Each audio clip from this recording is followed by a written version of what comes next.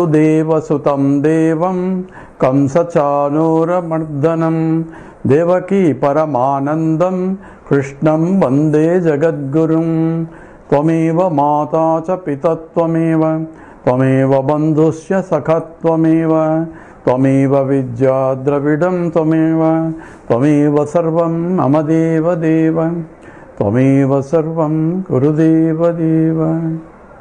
Hari Om. We are doing the Panchadashi, the last chapter, the 15th chapter, where Vidyaranya talks about the behavior of a normal human being, where he is looking for the Ananda from the objects called Vishayananda. Now, everyone is looking for happiness only. So whether you are a religious or irreligious or non-religious, whether you are a Hindu or a Christian, or it doesn't matter what religion, you are promised either happiness here, and if you are religious, you will be promised somewhere else, even if you suffer here, or if you follow their path, you will be promised happiness. Only problem is, by following that path, we do not know whether you have reached eternal happiness or not. Following it, you will be eternally in the hell.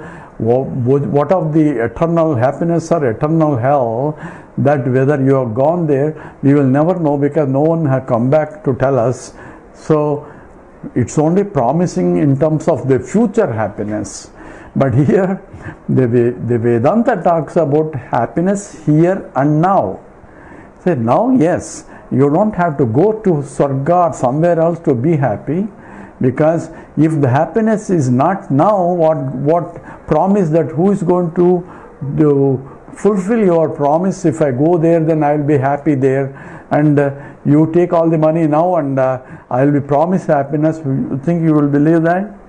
So a lot of people do that, unfortunately.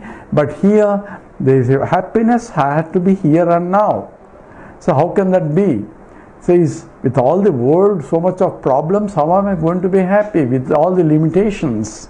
Actually, happiness has to be understood. So now is a question of time, because now is actually, there is no time. In the now, there is no time. If you go to some people, some philosophers talks about you have to live in the now. So how do you live in the now? So it's because the past is gone, future hasn't come, it's always now. So therefore keep the mind in now. Mind cannot be kept in now. Mind always thinks about future or past. That's what the ego is. Ego is about what have you done up to that and what you're going to do. So as an exercise, if you go for a walk, when you're walking, freeze your mind to see where the mind is. Mind is not in the present. However much a philosopher talks about what's the name of the philosopher? I forgot about it. And he talks about living in the present. Present is the now and all that. You cannot live in the present, because the mind itself can only think about activities, about what has been done and what's going to be done future. In the present, when you are living in the present, mind is intensely have to be actively involved. At that time, there is no concept of time also. When you are intensely studying a novel or things that are very important, very fascinating story, you forget the time. Why? Because you are continuously reading and completely lost in that single thought of that, and therefore there is no past, there is no future other than homogeneous thought about that only. Same way, when I am intensely working in any field, an artist, when intensely concentrating in his work, he doesn't think about how much time has passed. And when he is a sculptor, any artist, they get lost in their work. What does lost in the work means? They lose the concept of time. They become one with the work itself, where the work, Prakriti itself, is taking over the action. Only after the action is come back, when you come back to, my God, there's so much work, so much time is gone, I didn't even know. So sometimes you realize after reading so much, say, my God, so much time is over, I didn't realize it. And time flies when you are in that concentrating mode. At that time, there is no concept of time. And that is living in the present. But in the present, there is no really time. Why? Because present is where the past is meeting the future. That is the present. So how thick is the present? What should be the gap where the past and the future are meeting in that gap? This year is a present. This month is a present. This day is present. This hour is present. This second is a present. This microsecond is a present. This picosecond is 1 into 10 minus 8 of the second, division of the second, is present. 1 picosecond gone, past. 1 picosecond not yet come, future. This picosecond alone is the present. You can keep dividing it until you can't even divide, because the divider itself is thicker than the division. So what can you do? The time itself the gap itself is becoming smaller and smaller and smaller and smaller. And that is the present where you cannot do anything. What if there is only one that is present, independent of the time, is the one who is doing the division. So I am the one, a conscious entity, trying to divide the present as this day, this hour, this second, this microsecond, this picosecond, and whatever that presence of that is indivisible, because you cannot divide consciousness. You cannot divide existent consciousness, and therefore it is limitless. That is akhandam, and that is what real presence is. Living in the present is not in a time concept. Recognizing that I am beyond the time concept, that is the living in the present. That is called transcending. Transcending what? Transcending the time. Transcending the time is transcending the space, because the space and time are related as a relative theory says. Space is a movement in time gives you space, and movement in space gives you time, and therefore both are related. The one who is beyond space and time alone is real. And in the deep sleep state, waking state, dream state, and a deep sleep state, you are beyond the time. So your presence is there. I slept very well. Even though you have no recognition or no cognition of yourself there, because the mind is not there. If the mind is also there, but when the mind is there, the space and time also comes in. But if the mind is antarmukam, contemplating on that I am part which is beyond the time and space, that is what essentially is called in the last sloka. This is Vrittishvantaha mukha. So antarmukha vrittihi, that is essentially contemplating on inwards, is swasya nirvignam pratibimbanam. So the pure consciousness that I am gets continuously reflected without any obstruction. Therefore it is a homogeneous Ananda Swarupam only. But that I am, that has to be recognized by using the knowledge. And that's what called Yogananda, that was discussed in the previous chapter. So number 20. Satta chitihi sukham cheti, satta chitihi sukham cheti, swabhava brahmanastrayaha, swabhava brahmanastrayaha, mrutshiladishu sattaiva, mrutshiladishu sattaiva, vyajyate netaradvayam, vyajyate netaradvayam. Satta sitihi sukham cheti, swabhava brahmanastrayaha, mrutshiladishu sattaiva, vyajyate netaradvayam. So now he is looking back and generalizing, summarizing the whole conclusive statements now, in that Brahman, which is of the nature of Satchid Ananda. Satchid Ananda are not attributes of Brahman. Satta eva chit, Chittayahyaham. In the Upadesasara Bhagavan Ramana, she says that existence is I am, that consciousness, and consciousness is that I am, and existence consciousness is infinite, and that infinite existent consciousness Anantam, Anantameva Anandam, therefore Satchidanandam is I am, is a statement there. So Satta Chitihi Sukham. So Satta Chitihi Sukham, the existence Satta, Chitihi consciousness, and Sukham Ananda. So Satchit Ananda is Swabhava Brahmanastayaha. This is Swabhava, its nature is Brahman. Nature means it is its Swarupam, its intrinsic nature. So it's not that it's attributes of nature. Why it's not an attribute? So if the infinite cannot have any attributes, number one, because Brahman means infinite, and Brahman infinite cannot have attributes. So why do you say it is Satta, Chit and all that? It's only from the point of transactional reality. It is pointed out in the direction that it is of the nature of Satchit Ananda. So how does it point out? It is of the nature of existence. So it is not of the nature of non-existence, number one.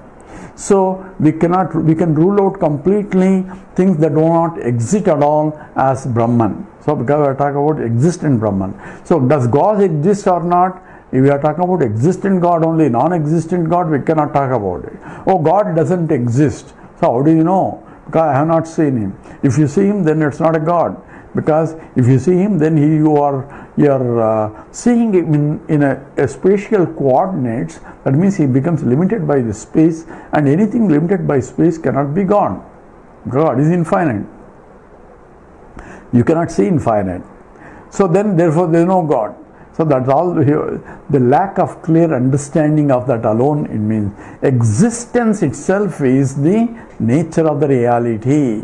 You can call it a God or anything. This God, we talk about a conscious entity, but here we are talking about pure existence, and existence cannot be an attribute of Brahman, because even some Vedantic Darshanikas, that means philosophers, like even the Visishta Advaita and Dvaita, they say that Satchidananda is the gunam or the qualities of the both Chit of the Paramatma as well as the Jivatma. So the Jivatma is small Satchidananda, Paramatma is a big Satchidananda. Both are Satchidanandas. They are attributes of the Lord or attributes of the Jiva. That's why that's what their philosophy is. Since according to Advaita, the Sat cannot be an attribute of Brahman. Why do you say so? So if the Sat is attribute of Brahman, what is the locus of that? So attribute has to reside in a locus. So Sat has to reside on something other than Sat. Because if it is a blue lotus, blueness resides in the lotusness. Blueness doesn't reside in the bluenessness. Blueness has to, if it is an attribute of lotus, it has to reside on something other than the blueness, which is lotus. And it's a blue chair, blue table. You don't say it is a blue. Blue is a blueness residing in the blueness. That's not possible. Therefore, blueness, if it is an attribute, has to reside in the Viseshana, has to reside in the Viseshya. So if Sat is a Viseshana, it should reside in the something other than a Sat. And they say that existence reside in the Brahman, existence reside in the Jiva. So existence reside in something, does it exist or not? So that it exists. So existence resides in the existing something. So that means you are looking at the second order. Where is the second existence exists? or existence exists in something other than existence, that means it has to be non-existent, and you cannot say existence is an attribute of a non-existent thing. That's a logical contradiction. Therefore, you have to say that Sat cannot be an attribute of Brahman. But we are referring it to Sat in that sense only to disqualify or negate which is non-existent. That is what Sat. Chit is consciousness. Chit is consciousness, and scripture itself says Chit is infinite. That means that which exists, that which is infinite alone is that pure Sat Chit. And if Chit is the consciousness gets limited according to other philosophers, because in the total Brahman infinite, only some parts are Chit and some parts are not Chit. The parts that are Chit are called the Jivatma and Paramatma, and some parts which are not Chit are called Achit, and which is called the matter, that is the world, the gross material. So they differentiate the Chit and Achit as two separate things. But whereas the scripture says Prajnanam Brahma, consciousness is Brahman, that means infinite, and therefore there cannot be unconscious entities in principle. But I am seeing unconscious entities. Therefore, if you are seeing it, then the question is, are they real? Oh, I am seeing, therefore real. That is not sufficient ground for reality. Reality is that which doesn't changeless alone is real. That's what we have to go by as Sat Chit, Ananda, Sukham, and that which doesn't undergo any change alone can be infinite, and infinite cannot have any attributes. Therefore, it is Sat or Chit or Ananda, limitless, or only Swarupa Lakshanam of the Brahman itself. That what is being pointed over here, Satta Chitihi Sukham Cheti. So it is of the nature of the Swabhava Brahmanastrayaha. These three, we use the words from different angles to point out the same thing. It's not that Brahman has either existence as an attribute, consciousness as an attribute, and the Ananda as attribute. It is its intrinsic nature. Intrinsic nature, how do you define it? From the rational point, we can say intrinsic nature is that which is in the mathematically, it is necessary and sufficient requirement. That's what how define a necessary and sufficient. That's called intrinsic. So the H2O is necessary for it to be called water, but it is also sufficient that if it is a H2O, it has to be water. So water is H2O, H2O is water, so there are no two ways around it. So that is an intrinsic, it is called Swabhavikam, it is intrinsic or Swarupa Lakshanam, intrinsic nature, not just the necessary attributes but not sufficient attributes. H2O is sufficient to define the water, but at the same time the other attributes, like for example we said the sugar is sweet. Sugar has to be sweet. So if it is sugar, it has to be sweet. It's a necessary, the sweetness is a necessary attribute of the sugar. But it's not sufficient attribute of a sugar, because if it is sugar, if it is sweet, it has to be sugar. That's called converse. Converse has to be, so necessary and sufficient. Sufficient means a converse statement.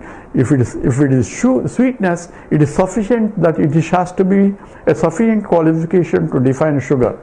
It's not sufficient because it can be equal, it can be many other things. Nowadays we have varieties of things that are sweet but not sugar. So it is necessary but not sufficient, whereas the consciousness is necessary and sufficient, and that has to exist. Therefore existent is necessary and sufficient, and in the Ananda, limitless or Brahman is a necessary and sufficient. All are essential nature of Brahman itself. And Prajnanam Brahma comes from the Vedantic statement that says that the consciousness is infinite, and that comes from the scriptural statement. Therefore, that is a pramana for that. So I cannot investigate consciousness. Why? Because infinite cannot be investigated.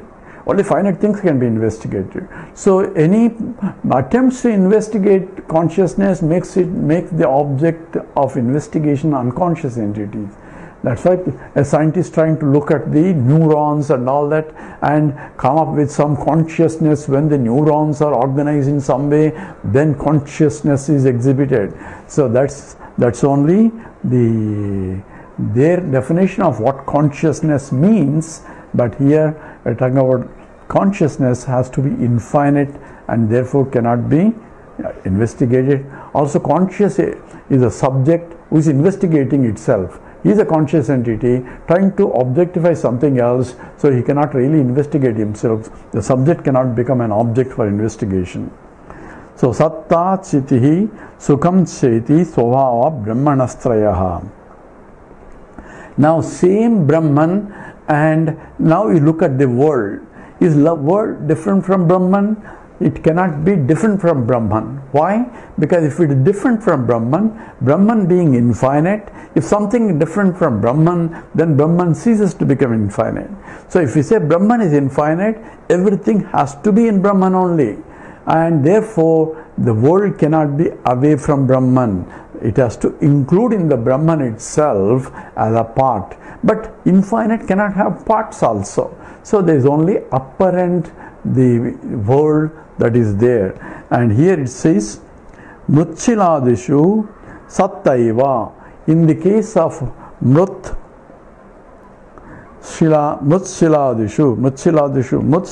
Adishu, in the case of a mud and a stone, etc. Adi. So all the whole world that you are talking about, that are the matter, that is all the chemistry people, physics people study it, is essentially the matter, and galaxies and all that we are talking about, and the energy and the matter are convertible now, and the energy is also a subtle matter only. So therefore, everything comes under inert things only. Sat eva, only pure existence is only reflected there. So in all the Mrut and Shila Adishu, etc., in the whole inert world, only existence is reflected. Sattaiva Vyajati Netaradvayam. In the Vyajati, in the exist alone is manifest, and Itaradvayam, in the other ones, and the other ones means in all other things of the mind and all that, we are talking about other than the Mrutsila Adishu, and other than the mud and all that, in all the living the entities, and in the mind, subtle materials, the life itself, where both Sat and Chit, both the Itaraha Dvayam Vyajati, it is both other two means both Sat Chit are exhibited. In all others, both Sat Chit are exhibited. In the inert material, only Sat is exhibited. In the other, both Sat Chit, and also in third one, even Ananda gets exhibited. That's what he is going to talk in the next sloka. Sloka 21. Satta Chitirdvayam Yaktam, Satta Chitirdvayam Yaktam, Dhivruttayor Ghora Modayo, Dhivruttayor Ghora Modayo, Shanta Vrutautrayam Yaktam, Shanta Vrutautrayam Yaktam, Mishram Brahmaithamiritam, Mishram Brahmaithamiritam, Satta Chitirdvayam Yaktam, Dhivruttayor Ghoda Modayo, Shanta Vrutautrayam Yaktam, Mishram Brahmaithamiritam. So Satta Chit Dvayam Yaktam in Dhivruttayoho Ghora Modayoho, in the Dhivrutti, in the thoughts of the intellect, and Sat Satta Chitir Dvayam. Both the Sat and the Chit, both together, Vyaktam, are expressed or reflected. They are talking about the infinite Brahman, or here only reflections only, because the local one only can reflect, and depending on the reflecting medium and the quality of the reflecting medium that we discuss, whether it's a pure water or dirty water and all that, reflection of the sun will be varying, or reflection of the moon will be varying, even though only one, or the sun is only one. Reflecting Pratibimbas can be many, because the reflecting media are many. Same way, Satta Chitirdvayam Yaktam Dhi Vrittayoho. In the Vrittayoho, in the modifications of the mind, both the existence and consciousness are getting reflected. And Ghora Modayoho, both in the Rajasic thoughts and the Tamasic thoughts, both the existent and consciousness are reflected. So that's how the reflection of the consciousness is the knowledge of the thought. So that's what we discussed before, in the sense, and those who want to know more can go to my website called www.advaitaforum.org and look under the Vedanta Paribhasha, a critical analysis of Vedanta Paribhasha, where perceptuality, how perception occurs, are discussed, where the existence of the object has become existence of the thought in the mind, and the existence of the thought is illumined by the consciousness that I am the subject, and the subject object becoming one in the knowledge of that I am conscious of the existence of the thought. Therefore, I am conscious of the existence of the object out there. So all that is involved. So the mind constantly modifying as it transacts in the world. So that's called vritti. Modification of the mind is called vritti. And the modification of the mind is constantly being illumined by the all-pervading consciousness, which is ever present. So consciousness is ever present as long as the mind is fluctuating with the different thoughts. So mind will be continuously thinking. So a thought and a thought and a thought and a thought occurs in sequence. You cannot have two thoughts simultaneously. It's always one thought at a time, because it has to be known, this thought, this thought, this thought. But it occurs so fast also. So there is a story of in the Kerala, they have the betel nut trees, which are long, thin, and the betel nuts are in the top, and people climb up to pull down the fruits of it, and he will throw it down, and he will swing that. This is what I heard. So he will swing that tree and jump to the next tree without coming down and going up. He doesn't have to do all that. By swinging, because he's thin enough but flexible enough that he can do it and jump from one tree to the other tree, like a monkey going from one tree to the other tree, never coming down. That's how we go from one thought to the other thought, because the thoughts get connected and without even coming down. Like we want to sit in the meditation. Oh, think of Lord Rama. Om Sri Ramana, Sri Ramana, Sri Rama. Om Sri Rama, Om Sri Rama, Om Sri Rama. So you started doing japam, and suddenly Rama Rao comes into picture, because Rama and Rama Rao are related. So Rama Rao, we grew up together, and he borrowed $10 or 10 rupees from me. He never returned, and he went from Rama to Rama Rao to $10 or 10 rupees, and that Rama Rao, he has 5 sons, and one son went to America, and I don't know what happened to the son. I heard he got married.